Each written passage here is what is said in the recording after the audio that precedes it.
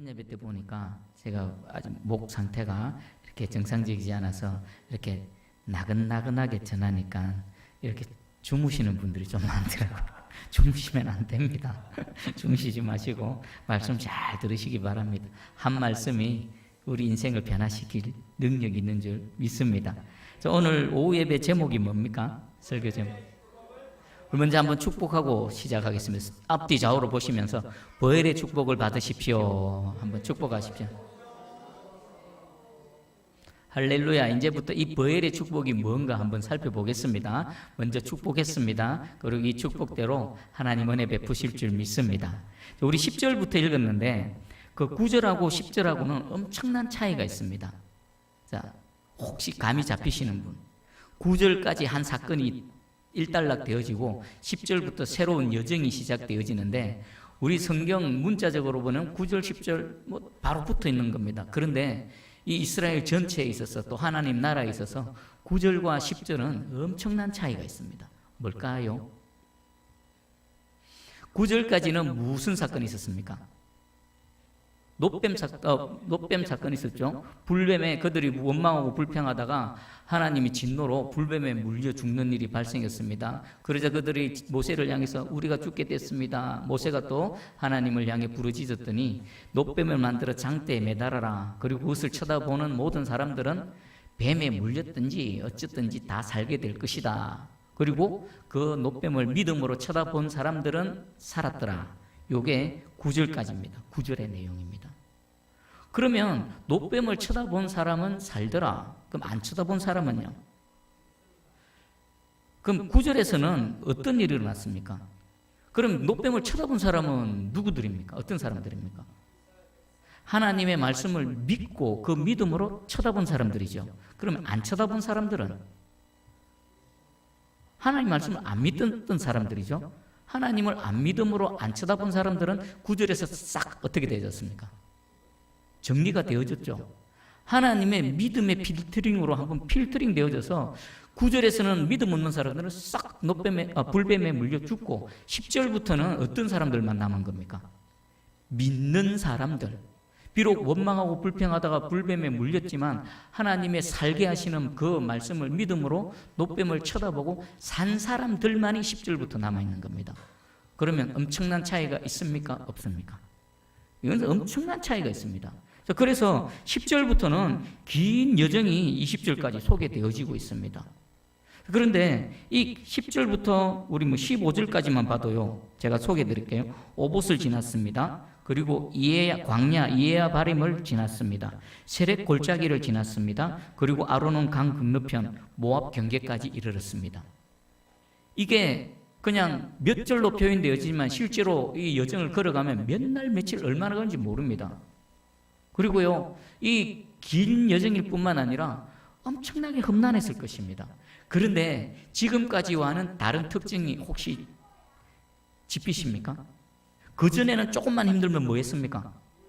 원망하고 불평했죠. 근데 지금은 여정을 쭉쭉쭉 가는데 원망 불평이 있습니까? 없습니까? 없죠. 왜 그렇습니까?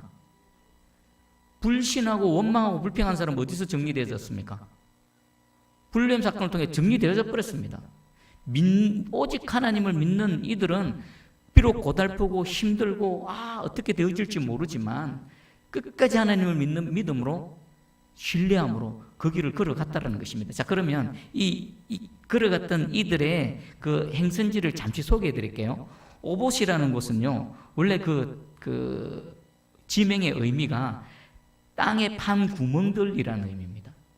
이 길이 어떨까요? 땅에 판 구멍들. 길을 가는데 막 울퉁불퉁합니다. 구멍이 막 파져 있습니다. 가다 보면은요, 그 구멍에 발이 헛디뎌서 빠져서 자빠지는 사람도 그 수백만 명 사람 중에 얼마나 많았겠습니까? 그런데 한마디 불평도 안 나왔습니다. 그리고요, 그 이에야 바림은 광야입니다. 광야인데 이에야 바림의 그 뜻은요, 폐허의 길입니다. 폐허. 사람이 살지 않는 완전히 망가진 그런 폐허의 길을 걸어갔습니다. 이 광야를 지날 때, 광야가 뭡니까? 사막과도 같이 이 면적이 얼마나 넓은지 모릅니다. 폐허 같은 이 이에야 바림을 지나갈 때 이들은 한마디 불평도 안 했습니다. 그리고 세렉 골짜기가 있습니다. 이 세렉 골짜기는요, 와디 지역입니다. 와디가 뭐냐면요, 이 넓은 이런 평지같이 되어 있는데 건기 때 비가 오지 않을 때는 넓은 평지처럼 되어져 있지만요, 우기가 되면요 순식간에 물이 불어나서 그 범람하는 그런 지역이 와디 지역입니다. 세례골짜기가 바로 그런 지역입니다. 그 지역을 지났고요. 그리고 아르논 강 건너편 모압 경계, 이 모압 경계도요, 그 주석서를 보면은 이 지역이 협곡 지역입니다. 협곡. 여러분, 협곡이 뭡니까? 좁고 길다란 그 계곡 같은 그런 곳이지요. 여기가 규모가 얼마나 되냐면은 폭이 최고 4km, 폭이 최고 4km, 그리고 높이가 495m. 우리 한국 땅에서는 이런 곳 없죠. 저 미국의 그랜드 캐년이나 이런 데 가봐야 아마 이런 걸 볼 수가 있을 것입니다. 여러분 한번 상상을 보십시오. 협곡인데요, 협곡이 그 수백만 명이 지나갑니다. 폭이 4km, 높이가 막 거의 500m, 500m의 협곡이면 얼마나 높습니까? 이런 험난한 지역을 계속해서 지나가는데 이들의 입에서 한마디 불평도 없었습니다. 믿음이 있느냐 없느냐. 자, 여러분들은 지금 어디를 지나고 있습니까? 아이고, 막 걸어가는데 내 인생이 울퉁불퉁하고 막 돌뿌리가 있고 구덩이가 있어 둘러 빠지고 그렇습니까? 내 주변을 보니까 막 황량하고 황망하고 막 폐허가 된 그곳을 지나고 있습니까? 너무 깊고 넓은 협곡에 지금 빠져서 걸어가고 계십니까? 어디를 지나고 계십니까? 그런데 그곳에서 내가 어떤 사람인지 드러낼 수가 있습니다. 그럴지라도 하나님을 신뢰하며 내 입에 불평, 원망보다는 감사와 찬송이 나올 때에 우리는 구절을 통과한 믿음의 사람인 줄 믿습니다. 우리 모두 이 오후 예배, 아니 우리 새순교의 모든 성도들이 구절을 통과한 10절의 여정이 되어지기를 주님의 이름으로 축복합니다. 그러면 하나님께서는요, 우리를 인생 가운데 끌어가실 때 막 이런 여정으로 몰아가십니다. 그런데 하나님은요, 우리에게 피할 길을 주십니다. 그리고 지금 여러분이 당하는 그 시험 있지 않습니까? 여러분들이 당할 수 있으니까 주시는 겁니다. 우리 고린도전서 10장 13절입니다.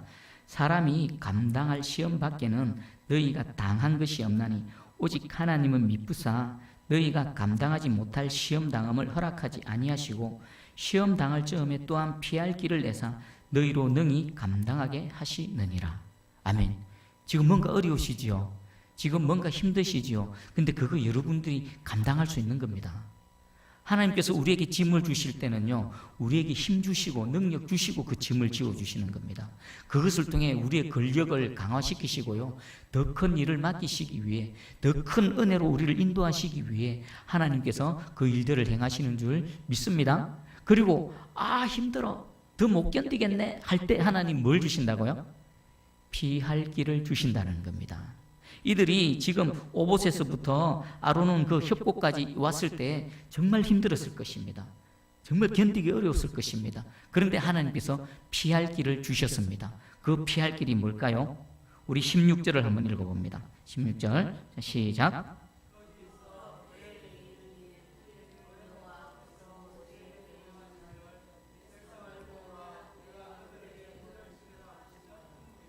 아멘. 이 황망하고 이 척박한 곳을 지날 때 얼마나 힘들고 목이 말랐겠습니까? 그럼에도 불구하고 그들은 믿음으로 쭉 걸어왔습니다.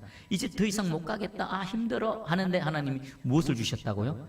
부엘에 이르게 하셨습니다. 이 부엘에서 무엇이 솟아났습니까? 우물물이 솟아났습니다.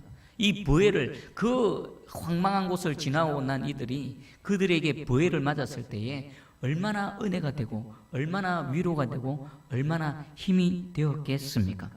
여러분들 조금만 더 가십시오. 조금만 더 가십시오. 부엘이 기다리고 있습니다.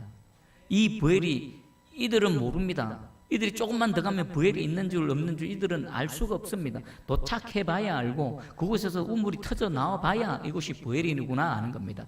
저와 여러분들도 마찬가지입니다. 지금 우리 어디를 걸어가는지 모르지만 분명한 것은 하나님께서 내가 감당할 수 있는, 교회 공동체도 마찬가지입니다. 교회 공동체가 감당할 수 있는 그만큼의 시험을 허락하시고요, 더 이상 못하겠어요 넘어지려는 순간에 하나님은 부엘의 축복으로 우리를 기다리고 계신 줄 확실히 믿으시기 바랍니다. 자, 그리고 이 부엘의 축복이 왜 중요하냐면요, 우리가 힘을 추스리고 그곳에서 다시 기운을 차리는 우물이 솟아나는 그 은혜도 있지만요, 이 20절 이후부터는요, 21절에 보니까 아모리 왕 시온을 만나고 바산 왕 옥을 만납니다. 이 보엘의 축복을 넘어서고 난 이후에 이들의 여정에는 실패가 없습니다. 이들의 여정에는요, 패배가 없습니다. 가는 곳마다 이깁니다. 왜 그렇겠습니까? 이들은 온전히 믿음으로 그 시험을 통과했을 뿐만 아니라 그 험난한 광야를 믿음으로 또 통과해서 보엘의 축복을 경험한 이후에 하나님께서는 그들이 가는 곳마다 이기게 하셨습니다. 자, 이 말씀을 들을 때 여러분들 사모함이 생기십니까? 정말 사모함이 생기기를 축복합니다. 여러분 개인적으로나 우리 새순교회에 있어서 보엘의 축복은 얼마나 간절한지 모릅니다. 우리 다시 일어나야 되지 않겠습니까? 다시 한번 이 보엘의 축복을 입고 우리 그동안에 힘겹게 걸어왔던 이 모든 여정 가운데 힘을 다시 되찾아서 그 아모리 왕 시온도 무찌르고요, 바산 왕 옥도 무찌르고 이기는 것뿐만 아니라 이후부터는요, 이길 뿐만 아니라 대적들의 땅을 어떻게 합니까? 차지하기 시작한 겁니다. 보엘의 축복 이후에 이 일이 일어났다는 겁니다. 우리 새순교회를 한번 봐보십시오. 제일 밑바닥까지 딱 땅을 치면 다음에 이제 무슨 일만 남았습니까? 올라가는 일만 남지 않았습니까? 여러분 지금 우리 새순교회는 어디 위치에 와 있는 것 같습니까? 더 이상 내려갈 때가 있을 것 같습니까? 제가 보니 더 이상 내려갈 게 없는 것 같습니다. 이제 다 내려왔습니다. 땅을 박차고 보혈의 축복으로 힘입어서 이제 올라갈 일만 남은 줄 믿습니다.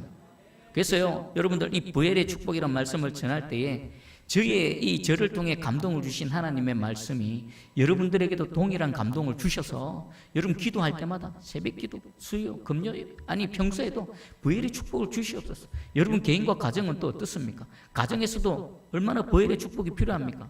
여러분 개인에게도 우리 청년들 얼마나 보혈의 축복이 필요합니까?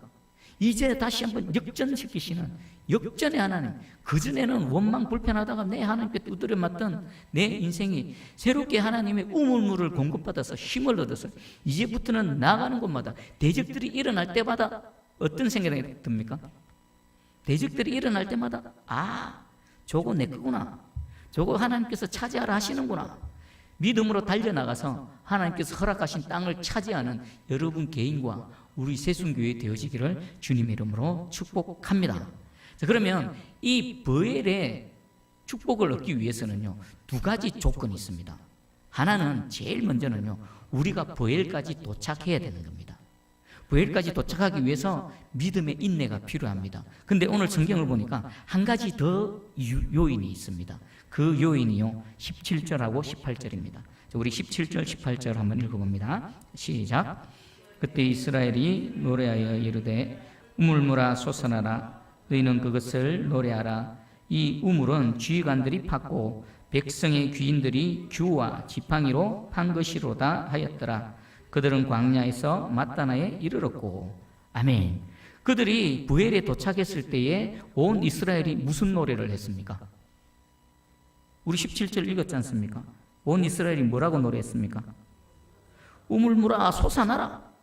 부엘에 도착했으면요, 그곳에 물이 있음을 믿고 그 믿음으로 외치고 선포하는 겁니다. 그 땅이 우리 수도꼭지 달린 그런 땅은 아닐 겁니다.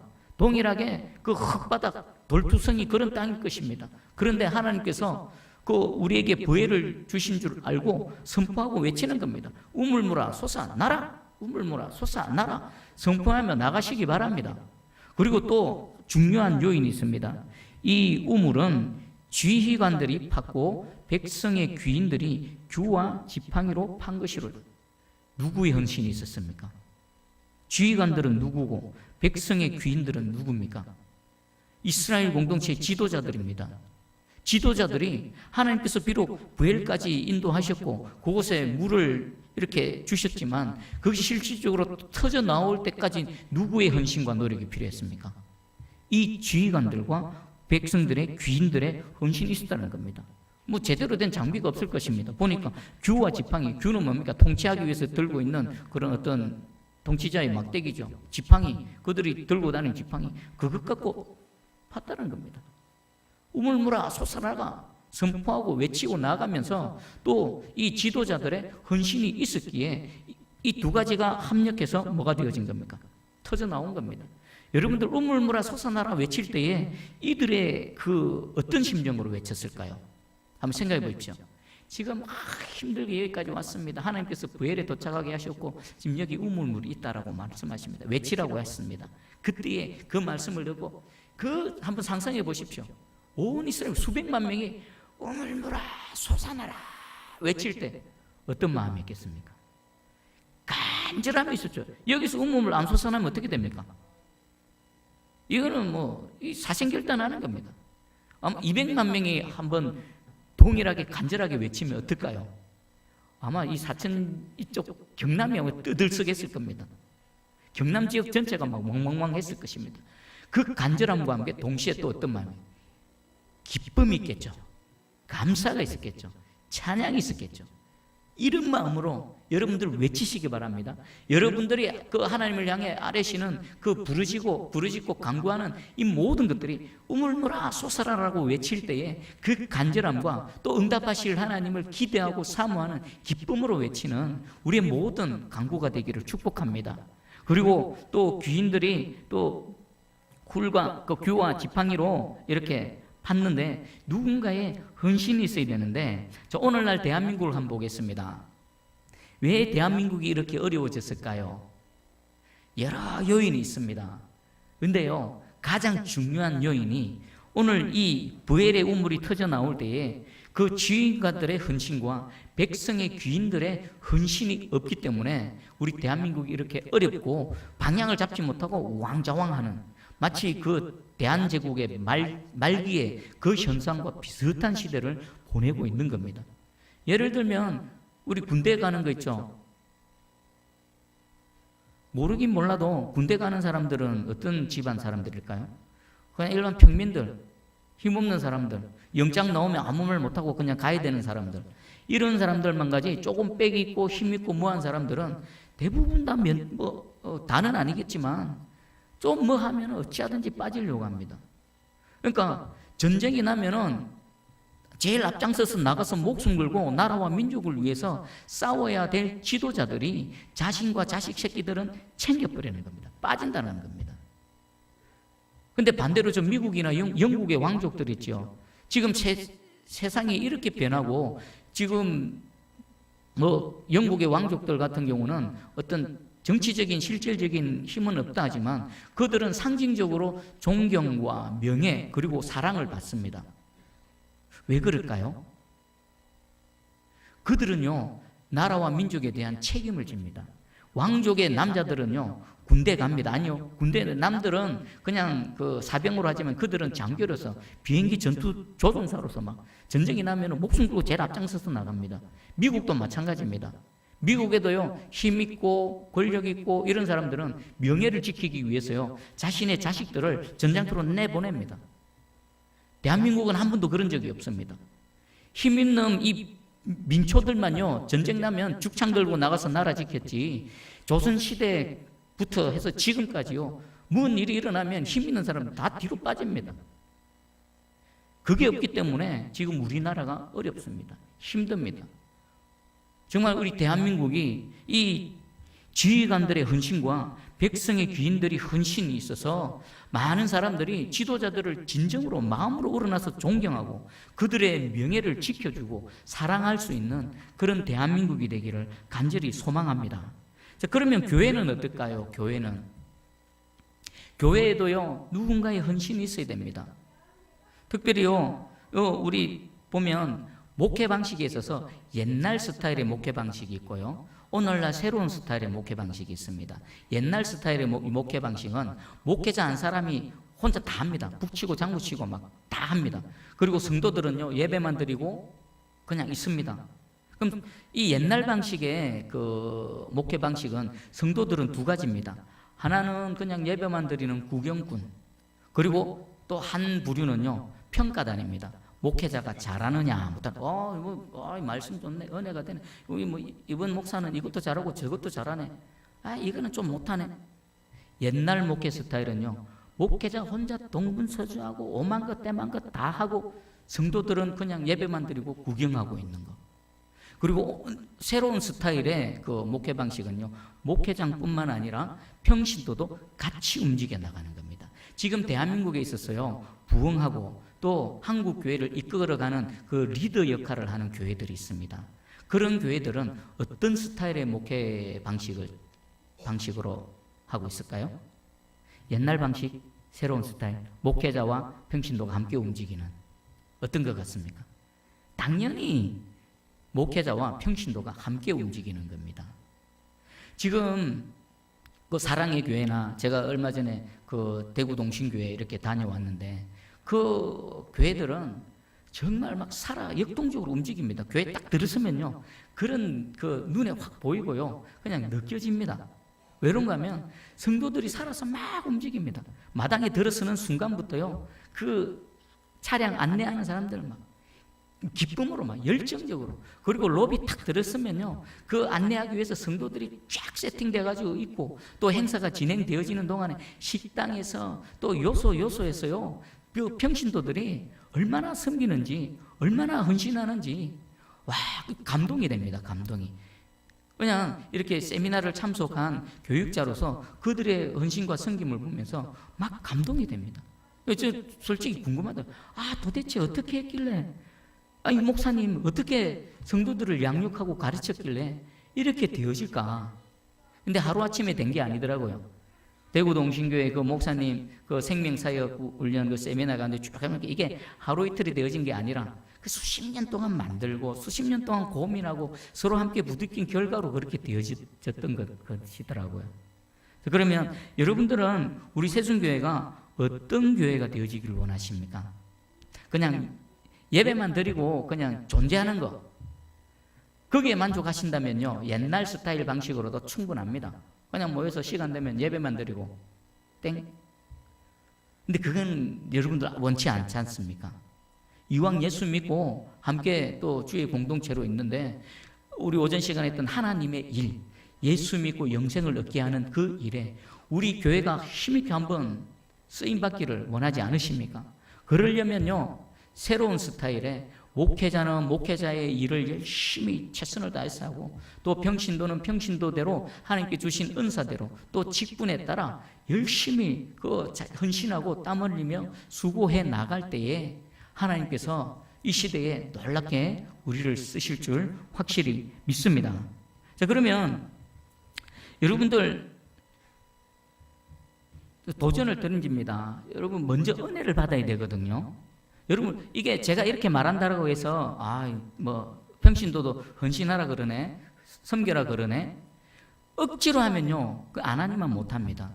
여러분들이 헌신하고 섬기고 노력할 때에 성령의 감동을 받고 은혜를 받고 감사해서 기뻐서 움직여야 그것이 실질적으로 사역에 도움이 되지, 억지로 하면요, 여러분들도 힘들고요, 공동체 힘듭니다. 억지로 안 하는 게 훨씬 낫습니다. 그러면 은혜 받으려면 여러분 뭐 해야 될까요? 여러분 존재를, 영혼, 육을 하나님 앞에 계속 갖다 놓는 겁니다. 주일 한 번만 와가지고 예배 드리는 거 그것 갖고 부족합니다. 여러분들 재직들, 특별히 재직들 있죠. 직분자들은요, 모든 공예배 다 참석하셔야 됩니다. 그냥 한 번만 해가 되는 게 아닙니다. 여러분들 영혼을 위해서라도 모든 공예배에 다 참석하시고, 그리고 여러분 수요예배는 어떻게 진행되는지, 여러분 금요기도회는 어떻게 진행되는지, 저 목사가 도대체 사역을 어떻게 했길래 목이 나가가지고 한 달 동안 말도 못하고 저러는지 여러분 궁금하지 않습니까? 여러분 조금 더 깊이 들어오셔서 예배에 헌신하시고요, 또 여러분들이 은혜 받는 도구로 만드셔서 그 섬김과 헌신의 자리에 나아가는 여러분 되기를 축복합니다. 제가 말씀 준비하면서 도동교회에 그 이건수 안수 집사님이 계십니다. 이분은요, 도동교회의 맥가이브로 이렇게 소문이 나 있는 분입니다. 못하는 게 없고요, 문제가 있으면요, 반드시 고민하고 해결책을 찾아내가지고 교회 구석구석 그분 손길이 없는 게, 강대상에서부터 막 하여튼 종탑에 이르기까지 그분 손길이 안 미치는 곳이 없습니다. 그렇게 헌신하고, 또 윤한무 원로 장로님이 계십니다. 제가 거기 도동교회 사역할 때는 몰랐는데 이렇게 떠나와서 가만히 생각해 보니까 그 원로 장로님이 생각나더라고요. 그분요, 토요일만 되면 누가 뭐 부탁한 것도 아니고 누가 시킨 것도 아닌데 토요일 되면 본당 옆에 이 꽃밭이 있습니다. 꽃밭이 쭉 있는데 꼭 오전에 나오셔서 혼자 조용하게 거기 풀 매시고 정리하시고 쓰레기 정리하시고 생각해 보니까 한 주도 안 걸리셨구나. 그게 뭘까요? 교회를 사랑하는 마음이고 주님을 사랑하는 마음입니다. 그리고 그런 원로 장로님이 그런 섬김의 봄을 보이니까 그 자녀들, 그 자녀 세대들, 그리고 성도들이 그분을 존경할 뿐만 아니라 그분이 가신 길을 따라가는 겁니다. 우리 새순교회도 이런 참 주님 사랑하고 또 교회 사랑하셔서 절거히 헌신하는 이런 집사님과 장로님 같은 분들이 많이 생겨나기를 간절히 소망합니다. 그리고 제가 지난주 기독신문을 보니까요, 사랑의 교회가 40주년을 맞아서 동력자를 모신다는 광고가 있더라고요. 그걸 딱 보면서 사랑의 교회가 40년밖에 안 됐네. 우리 다음 달 11월 달 되면 우리 새순교회 몇 주년 되는지 아십니까? 43주년 아닙니까? 35입니까? 네, 35. 네. 34나 35 나중에 계산해 보시고. 근데 제가 또 보면서 저는 사랑의 교회가 제가 생각하고 있는 것보다 40년밖에 안 됐는데 40년밖에 안 되는데 그 서울 강남 지역에 그렇게 또 지금 제자 훈련으로 이 한국 교회에 이렇게 영향력을 끼치나. 그러면서 여러분 새순교회 40년 이제 몇 년 안 남았지 않습니까? 40년째 되면 어떻게 될 것 같습니까? 아니요. 어떤 교회로 이렇게 성장하기를 원하십니까? 현실 보지 마시고요. 하나님의 능력 바라보시면서 꿈을 크게 그리시기 바랍니다. 하나님 하시면 얼마든지 무슨 일이라도 하나님은 하실 수가 있습니다. 내년 되면요, 그 교회 학교, 전 주일학교 말고 교회 학교 예배 시작할 겁니다. 지찬이 지금 2명 데리고라도 할 겁니다. 모양 갖추고 무조건 할 겁니다. 근데요, 저는 왜 교회 학교라고 표현을 하냐면 단순히 주일만 와서 아이들 예배 드리는 것에 만족하지 않는다라는 것입니다. 세상 공교육은 다 무너져 있죠. 사단에 다 뺏겨버린 아이들 어릴 때부터 유치원 보내면요, 엉뚱한 거 배우고 막 한 주의 종이 되기보다 사단의 종이 되어집니다. 그래서 교회 학교라고 말하는 이유는 우리가 유치원에서부터 쭉 정말 하나님의 관점으로 하나님의 가치관으로 키워내는 그런 교회가 되기를 소망하는 마음으로 교회 학교라고 합니다. 유치부터 초, 중 과정까지 또 할 수만 있으면 대학 과정까지 우리 아이들, 우리 믿음의 자녀들 아니면 믿지 않는 자녀들에게도 그 정말 세상 공중것에 잡은 자들에게 빼앗기는 것이 아니라 하나님의 자녀로서 들어지는 그런 학교를 만들기를 꿈꿉니다. 그래서 가끔 저는 저 위를 바라보면 저 위에 아무것도 안 하는 것 같은 저 공터 저기에다가 교회 학교를 세워서 하나님의 백성들을 만들어내면 얼마나 감사할까. 꿈을 꿉니다. 꿈. 요셉이 꿈 꿨을 때 누가 그거 인정해 준 사람이 있었습니까?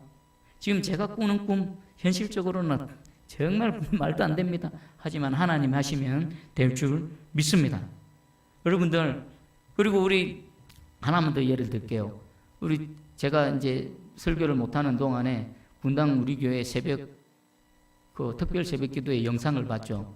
여러분들 많은 은혜를 받으셨을 건데 저는 눈에 들어오는 게 하나가 있었습니다. 이찬수 목사님이 말씀 전한 이 강단 좌우편에 사람들이 날마다 바뀌면서 유니폼이 바뀌면서 혹시 그거 기억나십니까? 그 사람들 뭐 하는 사람들일까요? 뭐 하려고 그 자리 양쪽에 수십 명씩 앉아 있었을까요? 모르긴 몰라도 아마 특세 기간에 그 찬양하는 찬양팀이 있을 수 있을 것입니다. 우리 성남교회에서도 특별 새벽 기도회나 이런 거 하면요, 구역별로 특송을 합니다.